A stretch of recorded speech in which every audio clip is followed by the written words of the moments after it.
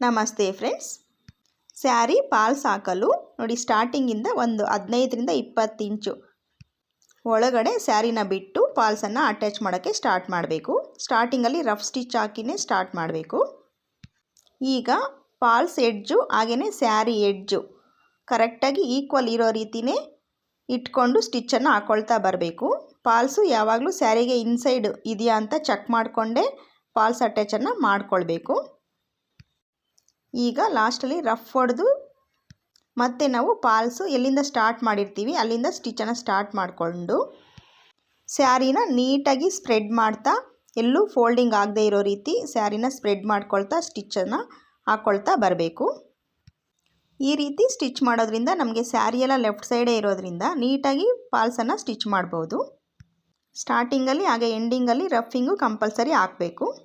ಈ ವಿಡಿಯೋ ಇಷ್ಟ ಆಗಿದ್ರೆ ಒಂದು ಲೈಕ್ ಕೊಡಿ. Thanks for